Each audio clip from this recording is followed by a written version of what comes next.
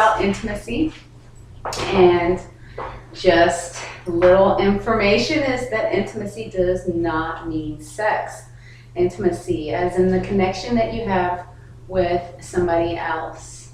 So, Tiffany. Okay. So just to do a little chemical mapping of intimacy, we talked about, last time we talked about how the medications affect intimacy. This time it goes even further just into the brain and disorders, how different things can affect the intimacy as well. I'm going to read this off here just to make sure I get all the pieces correct. But this is how intimacy affects the brain and the relationship. So when the attraction occurs, neuroepinephrine. Okay, this is physiological. This is phenomenal. Yes. So they're released, which produce a rise in the heart rate in the body, cueing the alert to look for something to happen. So it's like, you get excited, you have the butterflies in your tummy.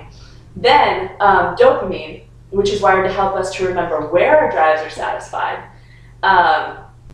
it then pushes to the same source of pleasure, and serotonin begins to release for the pleasure. I think I missed something in there about touch. Is this initial falling in love? Is that what we're talking about here? A little bit. Okay. So with the similar effect of, even like a cocaine or amphetamine release in the brain, your body, when it releases those chemicals, it reminds you where you got that, whatever it was that you want to get again. Path of least resistance. Or the path of pleasure, because it releases that amount in your brain, and it's like, this is where I got it, this is what I need to go back to get it again. So it'll point you back to it. It's like almost like a stamp, an imprint. Your body will almost like imprint, this is where I got it, this is where I need to go back to get it again. Does the same thing happen with fear? Well, let's stick on the pleasure for right now. Okay. That's a good question, though. And I have a question. Okay. We had talked earlier about acetylcholine Okay. and how that is generated through touch. Yes. Is this related to that? This is related to when the touch is happening. The touch is going to help release. What is the touch release? It's oxytocin. Oxytocin? Acetylcholine? And acetylcholine. The oxytocin is also released, isn't it? I Acetylcholine? think it's only about somebody that you really have attachment to where the oxytocin gets released. Okay. That's the love drug. Yes. It's not the touch drug. It's not the touch one. Okay. See, I'm learning stuff all the time. So, I don't think it is either. okay, I trust you guys. I'm not sure if you should trust this or not.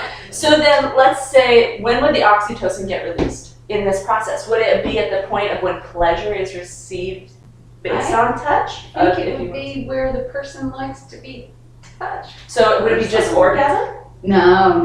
Before orgasm. No, some people like their necks to be Okay. touched. Just a sensitive area, I believe. Dr. Mabray. What do you think? Dr. Mabray? Oh, not a doctor. Not a No, doctor. she's not Enough schooling to be a doctor. Not a doctor.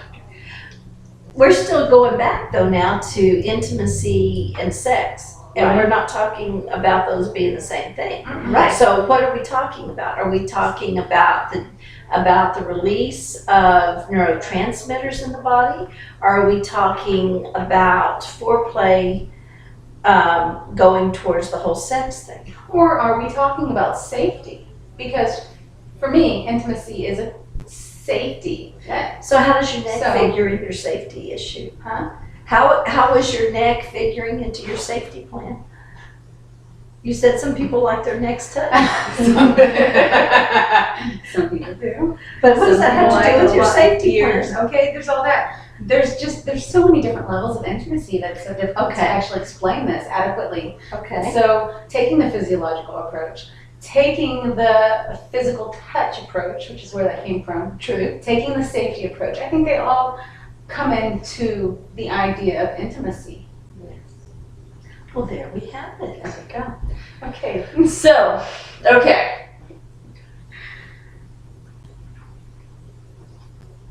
Wait, Linette, what are you doing sitting over there? I have my part where I chime in. What do you think about this? I mean, intimacy means different things to different people. What's it mean to just, you? It's what is it though? It's different strokes for different folks.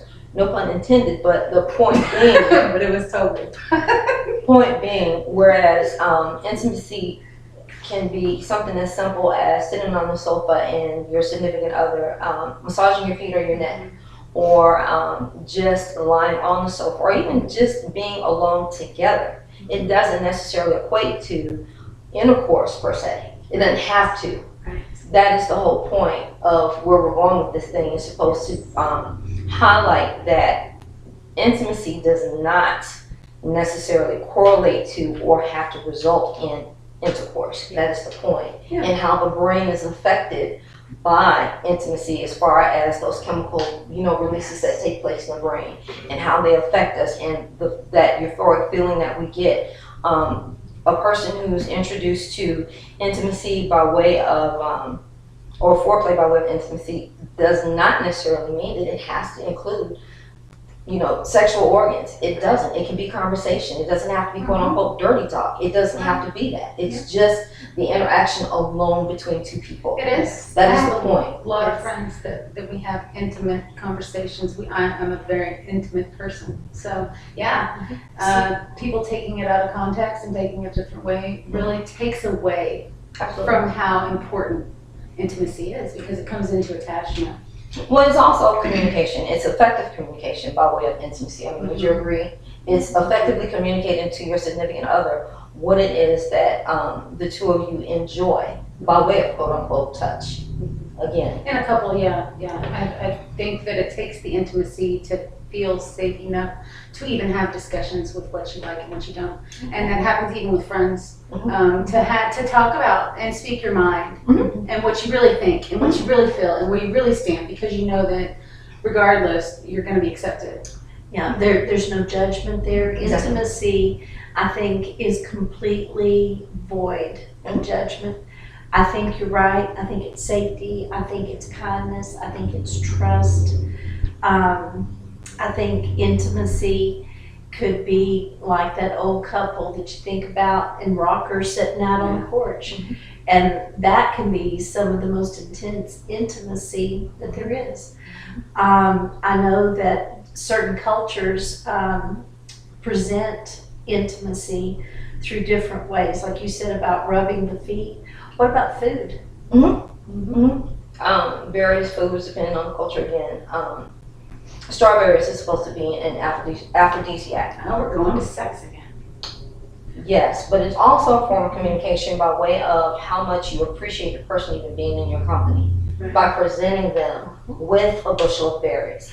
Now what takes place after that is on those two individuals, but the initial start of sex begins in the brain. Intimacy begins in the brain.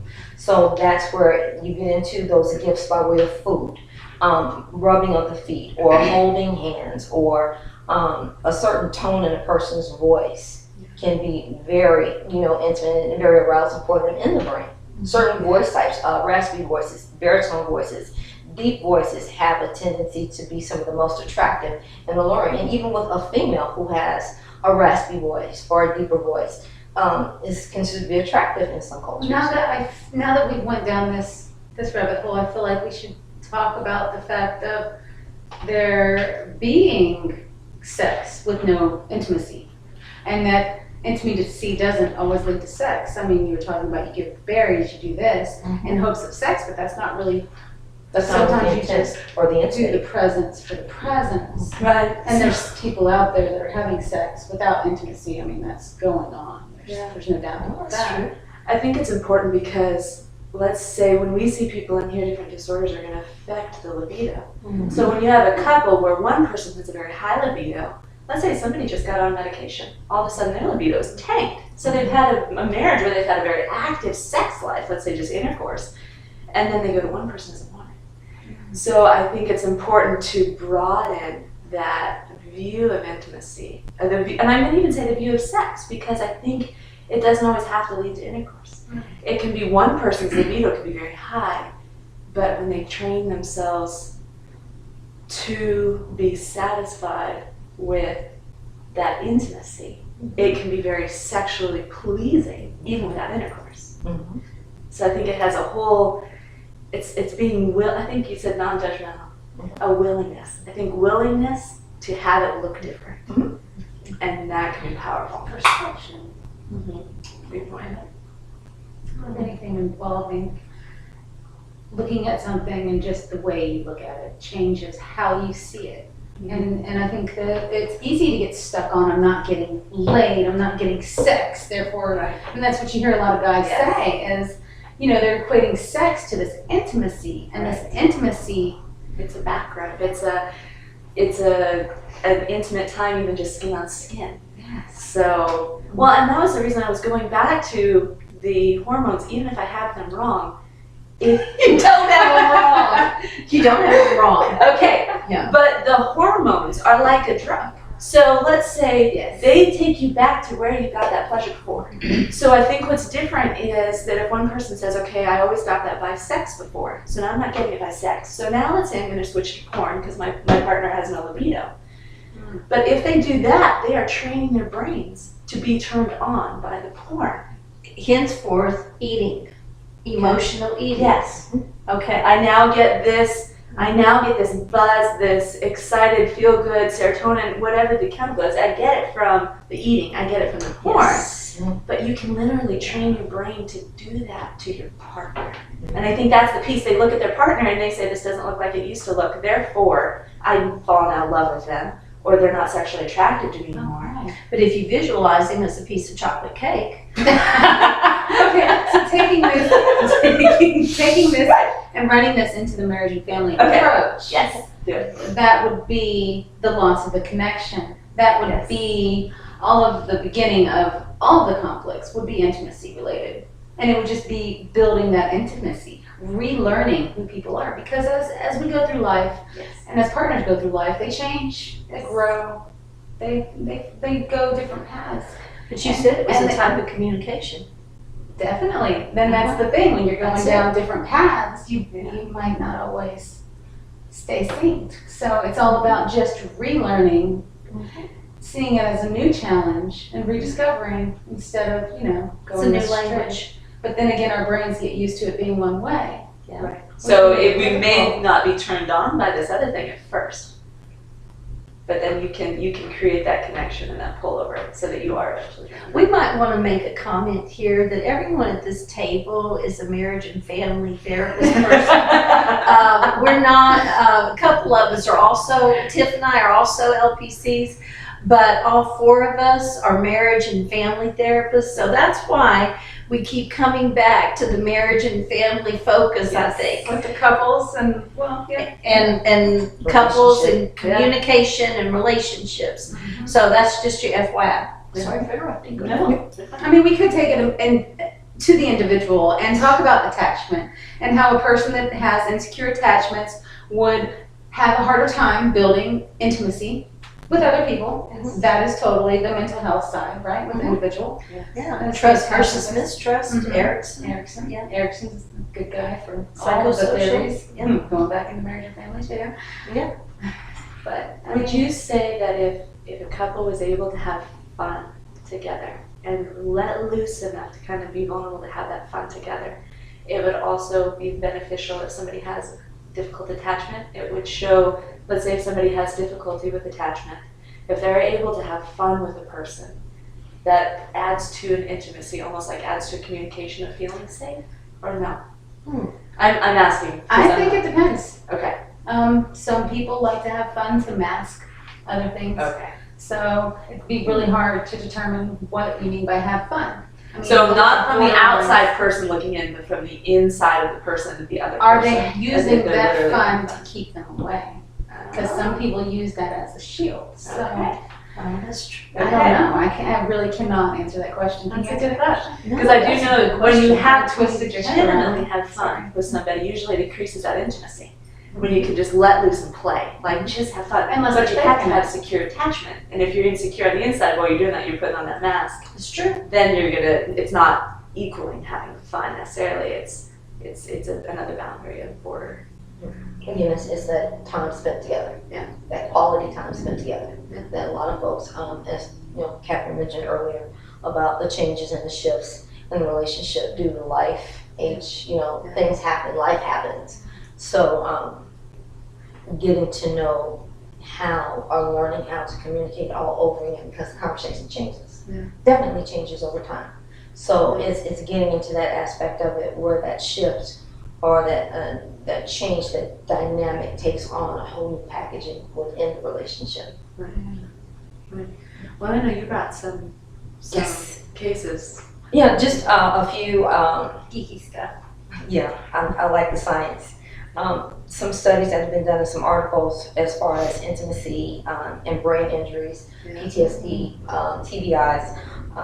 Both PTSD and TBIs are guaranteed to bring on bouts of depression. And as a result of these bouts of depression, of course, it's going to affect the intimacy in the relationship. It also takes away safety issues. Yes, it does. Shifts in the relationship.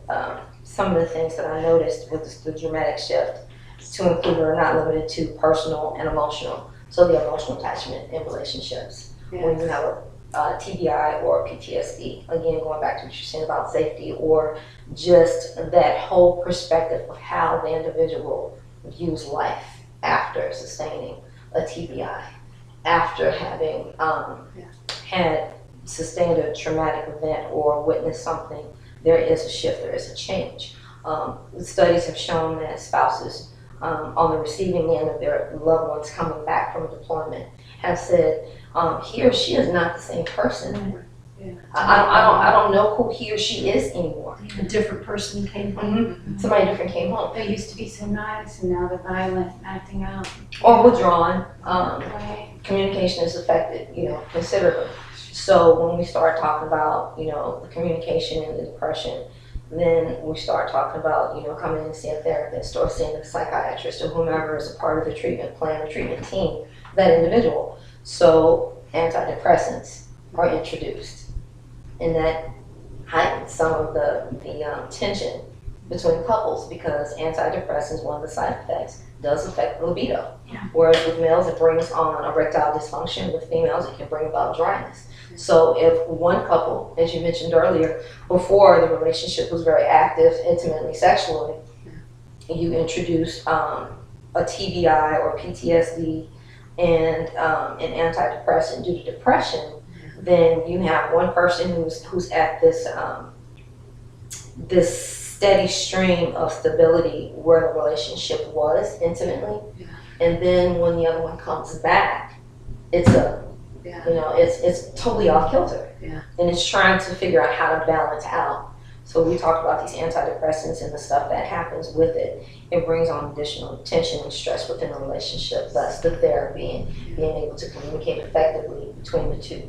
And I think that's a good point for the expectations when somebody gets on antidepressants, because they can see the difference in their partner, let's say when they come back, and they're like, okay, this is obvious, it's not the same person I thought who left. But then I have an expectation that once they get happier, once they get on antidepressants, It's gonna fix them. Exactly. Just like this. It will make them feel better. Therefore, this will return to being an active part of our relationship. Right. So then the second disappointment of coming back down and they're now on antidepressants are happier. They're not as depressed, but they're still have no libido. So taking that out of the question, okay, my partner can be completely happy and have no sex drive. So, is it the fact that that's what happened, or is it the expectations that were let down? I think both. Okay. Yeah. What were you gonna say? No, I was just listening to y'all. Yeah, some studies have shown, there was a nice lady by the name of Teresa J. Borger, and she wrote something for John Hopkins, and what she discussed was the percentages of people with sexual dysfunction being between 30 and 70% of those who take antidepressants are likely to succumb to sexual problems. But that's such a huge range. That is a huge 30 range. to 70 range. Yeah, And I think it goes back to the individual. Those individuals prior to the relationship, if they were very active, and then all of a sudden there's that. So you're saying some people equate sex to intimacy, and when they stop getting the sex, they feel like they're not getting intimacy? Is that where we're taking this? Because we've already No. done sexual No. dysfunction No. and antidepressants, and I'm just wondering where we're going with this. Because I don't get libido it. is not just intercourse. Libido like encompasses this affection too. The If intimacy. somebody is sexually Is turned on, intimacy in a part of libido, or is it a precursor? That's I all think it I'm can be. thinking. I think it can overlap. Because if Of somebody course. is turned on, if their libido is going up, if they're wanting to get excited, they're going to be more affectionate. They're going to touch you more. They're going to come up and rub your back. You're so pretty. I love you. They're going to say things. But is that the true and honest intimacy that we're talking about? yes, because That it's is- still a part of it. It's a part of intercourse. So you're saying it's foreplay? You're saying it, saying it's and that's, foreplay. I think I that's what needs to be think broadened. The You foreplay have needs no, to be a no, part of no, all no, of it. no, no, because I just want to argue this. I just have to argue this. I cannot. I cannot argue this. I'm sorry. Foreplay does not equal intimacy at all. Because here's the thing. I might only want a certain person to touch me a certain way. It's not going to be just anybody. It might be doing the same things. It's not going to turn me on in that way because the intimacy is not there. Okay?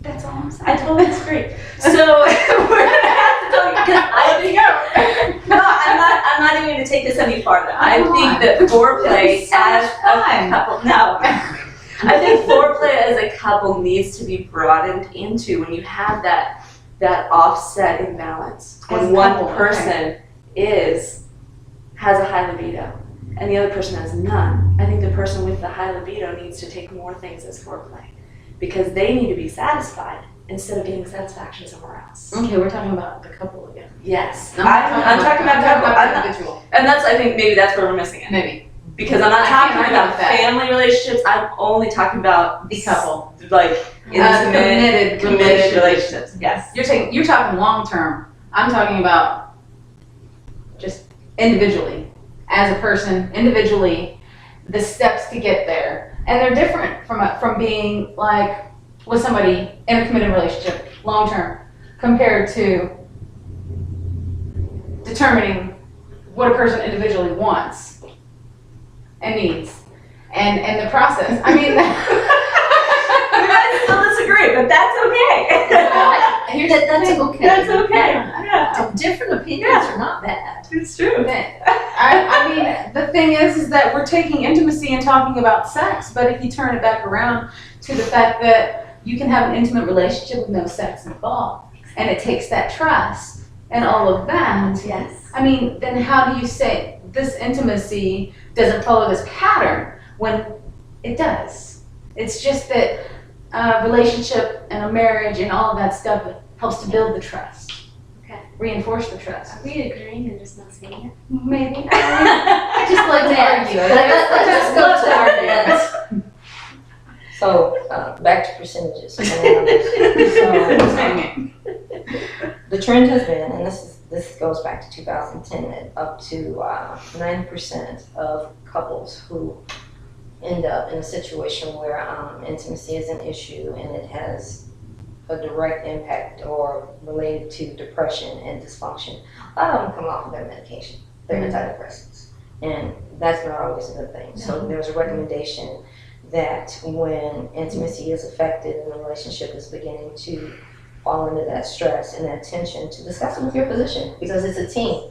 It's your MD, it's your psychiatrist, your psychologist, your therapist, having this discussion, being very candid about what's going on in the relationship, and then there's the discussion as far as making a change to the antidepressant that person's been put on, making a switch, whether it's the brand or the dosage or whatever, and then folks start looking at certain cocktails where they have the male enhancement drugs, the Viagra and things that they're working on for females now. So there's a lot of discussion as far as intimacy is concerned in a relationship. It's not just the actual intercourse itself. It is that communication. It is that verbalization of what's going on between the two and how it's affecting the So relationship. let's think about this. So is it actually the antidepressants that are causing the problems with the intimacy, or was it the mental health problem that beforehand that got in the way of the intimacy? And we're going back to what Tiffany was saying earlier about the expectations and trying and believing that this is going to be a quick fix and it's all going to go this way and then everything's going to go back to normal. But the truth is that it's not the antidepressants that got in the way of the intimacy to begin with. It happened before that. There was already I see intimacy as a cup. it's one of the cups with the holes in it where it has to constantly be filled, and it's always slowly leaking out. And I see that in an attachment-based way, where we as human beings need intimacy. We need it to thrive. We need it to feel secure. We need it for safety, everything. It is important to be loved and appreciated in your environment. And without that, I mean, people fall into depression. People, I mean, They isolate, yeah. So What you're saying, I think is really important, has to do with the different sources of intimacy. I like the idea that intimacy, non-sexual intimacy, can be achieved through friendships, close friendships, through a pet. I think it can be achieved maybe even through volunteerism. If it's altruistic and, I mean, completely giving from the heart, I think there is almost a spiritual intimacy that becomes in that comes from Yeah, so I think, Bill. yeah, I think, and of course food. Always food. I think that we have a lot of different providers of intimacy that are not negative. And maybe people just need to learn what they are and how to achieve them. are you saying we're confused as human beings? No. Yes, very good point. And I mean, sometimes knowledge just makes a difference. It brings me to that thought, something we've talked about many times before, is why women are not more supportive of women. Jealousy. And it's a point. Sure. It's We're a point. supportive of each other, though. Well, not always. No, not always. And I would probably, I don't have any stats in front of me, but I feel pretty safe saying rarely. I'm talking about here. Oh, Counseling solutions. well, here's different. Yeah, this Here's is like different an because, anomaly. yeah, we're kind of like, we're pretty well adjusted. And we're all alpha females, which I think helps because no one steps on anybody else's toes. I think it's when you get people who have doubts about their own self-esteem, who have situations that they've not come to terms with, the shame, the guilt of the borderline. I think there are reasons people don't allow themselves to be supportive of others. And I think you have to have some level of self-awareness in order to not feel that way. There's that being honest And with boundaries, alpha females. You Recognize have themselves. clear boundaries. Yeah, and if you don't, you need to have people around you who care enough to give them to you. So, okay, and I know I'm jumping back to couples, so I'm gonna do it again. And you're please do it. I am. So, in that situation, I think it's good. I think too much weight is put on the sexual relationship. Yeah. And there's other ways to gain that fulfillment, that intimacy. So if you find you're being sexually not fulfilled, before reaching out of your relationship to another one, before you do that, try to fulfill it. Fulfill it through volunteering. Feel good, get those, and soak it up. When you get that feeling, don't feel guilty about feeling good about it. And just soak it in when you get that affection from an animal, when you get that affection from a friend, when you feel proud of yourself for volunteering. Soak those in and let those kind of take maybe some of the pressure of feeling like you need that validation from your other spouse if they're not having that sense of needing that connection. Effective communication. I'm sorry. Yeah. I'm huge on effective communication. It is. I think that leads right back to that. I mean, that's the key. The key to intimacy is communication. And communication is based on trust. Trust. And I'm understanding not of gonna go self, away too. from trust. Understanding of self. Just Yeah. to something Miss Debbie does, with folks, when in therapy, and I think you do too, Tiff, when you're dealing with couples, is effective communication is not always so effective when one person doesn't know how to effectively communicate. We are always communicating. And Body it comes- language, everything. You can't not communicate. Precisely. the difference being when one does not know how to verbally or articulate what he or she is feeling, whether it's by way of the withdrawal or the change or the shift. Oftentimes when there's an argument, it's berated, it's the insults, it's not getting to the actual cause, but what it is, it's that rejection that's bringing about, you know, the harsh language and how the tension builds and, you know, those awkward moments in the house. The elephant is always in the room. Yeah. But coming in and having a person who's more objective or a mediator to say, okay, so what is the root cause? Where did this start? What's going on? And have Talk a person, about the elephant. let's talk about the elephant. So, and then it's, well, what is the elephant? Yeah. What is the elephant? So it helps when you can do that, because some people are far more articulate or verbal than others, depending on culture and how you were brought up. Some people just don't talk a lot. They don't know how to express how they're feeling. They've been taught to suppress or repress that stuff. So when it's time to talk, they become frustrated because they don't know how. And it comes out as an insult. It comes out as derogatory. It comes across negatively, and the person on the receiving end of that is either going to retaliate and give something right back that's just as harsh, or they're going to withdraw, and then there's no communication, which makes it even worse. Yeah. Within a relationship. Oh, It's huge. I think there's more than one elephant in the room though with couples. I think there's like a whole herd of them. You may not be wrong there, depending on the couple. Depending on the couple, yeah. You know, but two, you're talking about calling out the elephant. I think that is so important. And I have heard both of you do it, and I've heard you do it in sessions as well. Calling out the elephant. You guys do that with your DBT a lot. And all four of us do DBT. And that is a skill that we use on a regular basis, is to find the elephant and point it out and then address it so it's not so scary anymore. Stop avoiding it. Yeah. Hence the avoidance. That's it. Hey guys, look, it's an elephant. And so it's important. I'm a dork. I share that a little bit. I really am. She's been honest. But she's our dork, so that's okay. Hey, She's we have okay. Also proud. Hey, we love our elephants, and our labels. You know thyself. Yes. It's really important though to have that ability to do the confrontation, and you've got to. It's imperative you do it in a positive way. Yes. The elephant already has so much negative connotation to it that people are avoiding. So if you're going to address it, bring it closer into the session, then you need to wrap it somehow that it's not so threatening and not so bad. And that goes back to skill, to therapist skill, to learn how to do positive confrontations.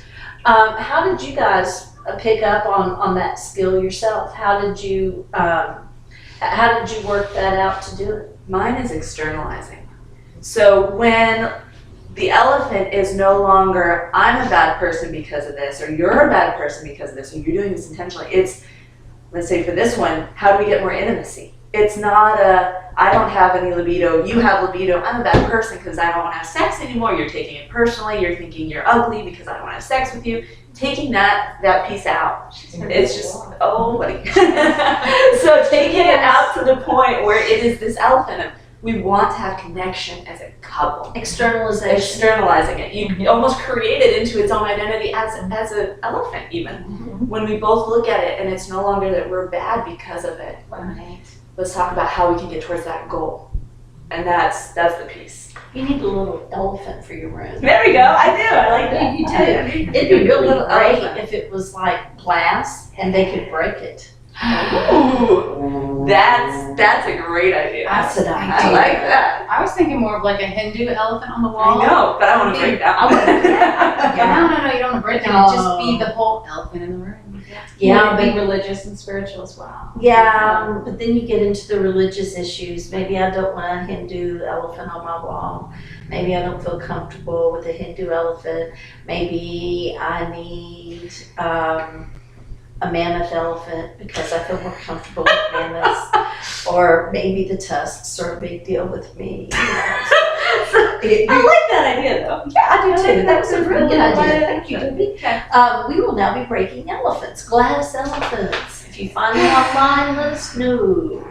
What about plastic ones that just bounce? Well, then that's kind of frustrating because it's always coming back. You asked a question about positive confrontation. For me, I think it's like what Tiff is externalizing, and it really depends on the individual.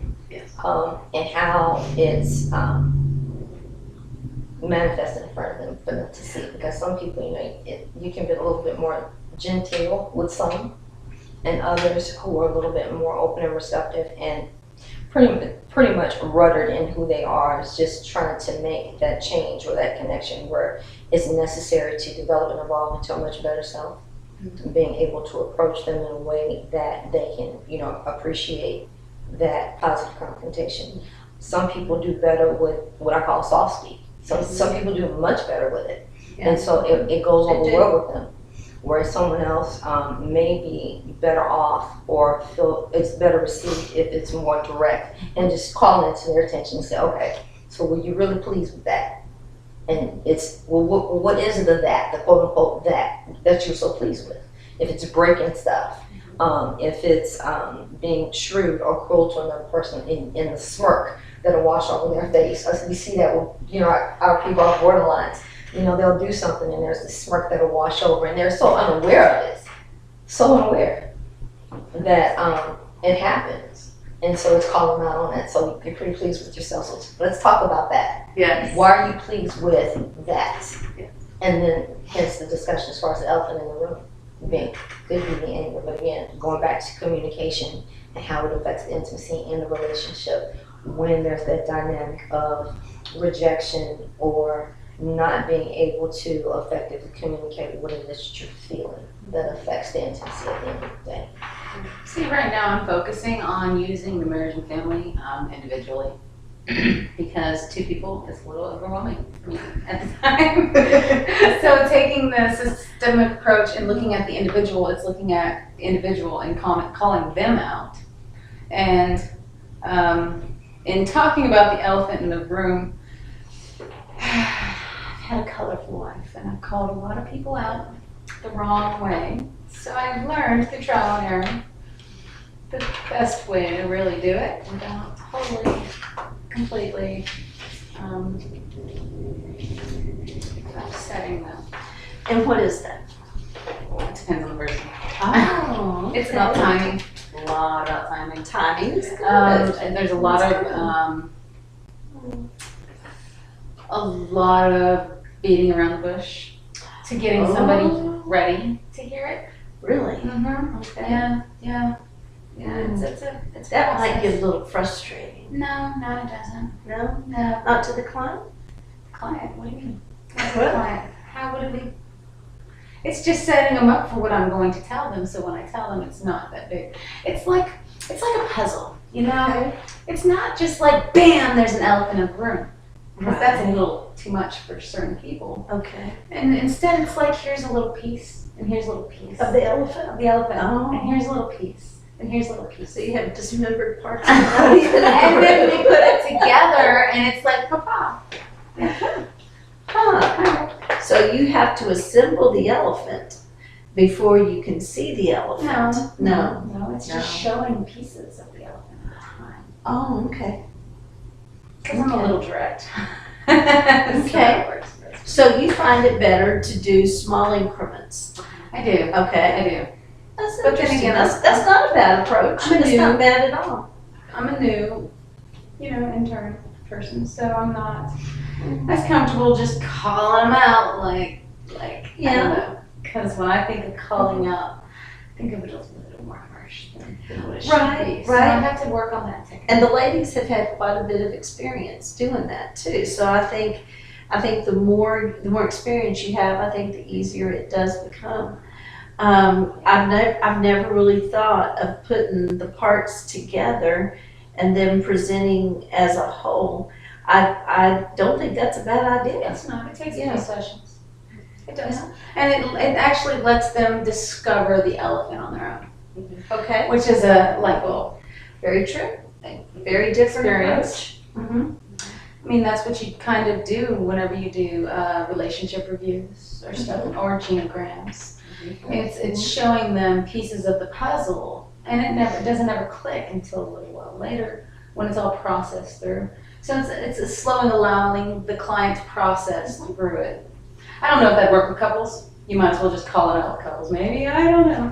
Depends on the couple. Depends on how fragile the couple is, maybe. Yeah. So you think that dismembering the elephant would be good for fragile people? Yes, in the sense that some couples are so reactive to the elephant already. And let's use this analogy. I mentioned the tail of the elephant. They're ready to go sky high and storm out of the room. If they're that fragile, then dismembering the pieces of it so that it's not attached to the same amount of anger and just rejection, There you go. then we can approach it. Decreases the intensity. Yeah, decreases the intensity, you can actually communicate through it. There you go. The hair of the tail. Right, exactly. That's what it takes. Yeah. And and you have just heard a brand new marriage therapy here going, a new theory. And it's called the dismembered elephant theory. Dismembered elephant. Watch out. Coming to a theaters near you. Very good. Well, that's a good place to end today. Great. With visions of dismembered elephants. No animals were hurt in the production of this visual podcast. And you need to, Tiffany, don't turn it off yet. Everybody needs to send emails and comments to Tiffany because she's decided to take a few months off from our YouTube. Her number is. Just kidding. You can find her at Counseling Solutions. Feel free to call, leave messages for her. So you guys are just going to have to put up with the other three of us for a little while until Tiffany decides to come back. Tiffany, why don't you come tell us why you're taking off? Oh, your fans would like So she to called know. me back. She tried to run away. I did. Elephant She and told me it was a all. good time to stop. Elephant and all. There we go.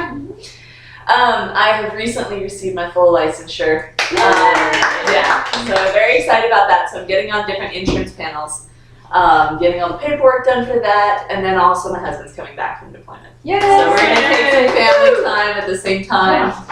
Are you gonna work on intimacy?